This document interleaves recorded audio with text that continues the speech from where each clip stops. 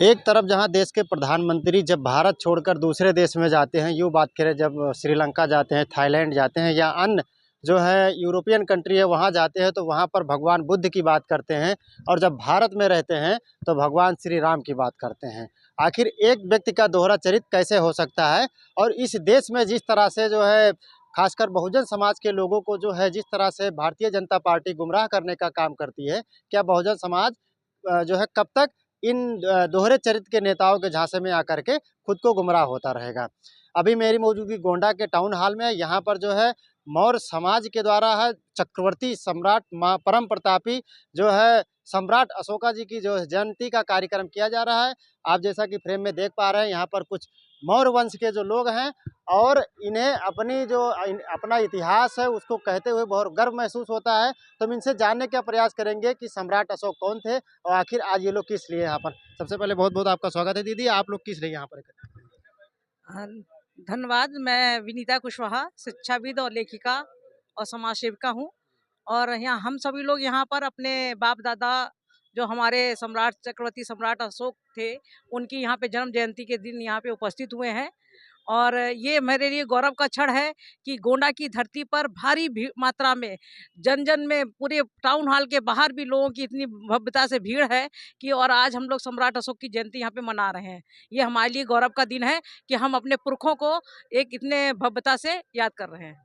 अच्छा, जिस तरह से भारत के यूँ कहें तो सम्राट अशोक के चिन्हों के बिना भारत अधूरा है।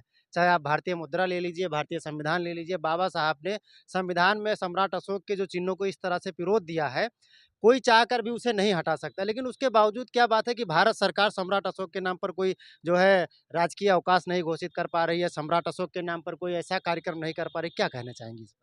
मैं अपने समाज के लोगों से ये कहना चाहूँगी, खासकर मौर्य, शाक, सैनी, कुशवाहा और कोयरी लोगों से ये कहना चाहूँगी कि जैसे मुट्ठी बंधने पर ही ताकत आती है और एक-एक उँगलियाँ तोड़ी जाती हैं और ये एकता नहीं है। एकता अगर हो जाए, सारा समाज हमारा एक हो जाए, तो जो हम लोग जिसकी माँग कर रहे हैं, हमारे सम्राट अशोक जी की जयंती जो राष्ट्रीय त्योहार के रूप में घोषित होना चाहिए।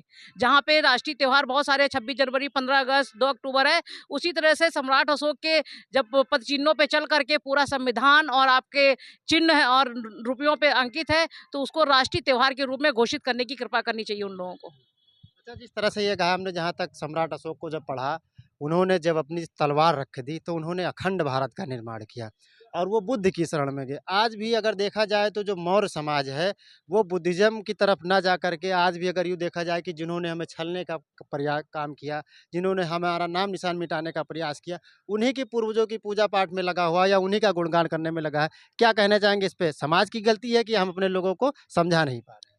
समस्या सबसे बड़ी शिक्षा की है। जब शिक्षित होंगे तभी हम इतिहास पढ़ेंगे।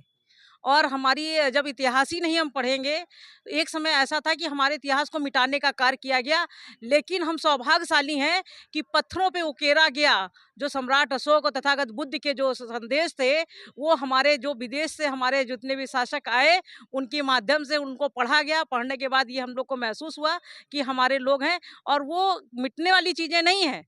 उसको कोई मिटा नहीं सकता क्योंकि वो पत्थरों पे उकेरा गया। मेरे सम्राट अशोक जो थे बहुत दूरदर्शी थे और दूरदर्शी होने का ये प्रतीक है कि इतने वर्षों के बाद भी यहाँ पर हम लोग हैं और हमारा समाज जो है अगर शिक्षित होगा, शिक्षित होने के बाद में निर्भीक होगा। कहते हैं शासक की संतानें तो हैं, लेकिन उनको अभी गौरवशाली अपना इतिहास ही नहीं मालूम है बहुत सारे लोगों को, क्योंकि उसको शिक्षा विहीन कर दिया गया था। क्योंकि भारत में आज़ादी से पूर्व शूद्रों को और महिलाओं को पढ़ने का अधिकार ही नहीं था। जब पढ़ने का अधिकार ही नहीं था तो वो अपने इतिहास को कैसे पढ़ेंगे? आज वो पढ़ लिख रहे हैं, अपने इतिहास को पढ़ रहे हैं, तो 23 विश्वविद्यालयों की स्थापना करने वाले सम्राट अशोक के हम लोग वंशज हैं और हम लोग ये महसूस करते हैं कि आज हम लोग को ज़रूरत है कि पुनः हम लोग शिक्षा में आगे बढ़ करके उस गौरवशाली दिन को मनाएं और स्वीकार करें कि हम ऐसे गौरवशाली शासक के संतानें हैं।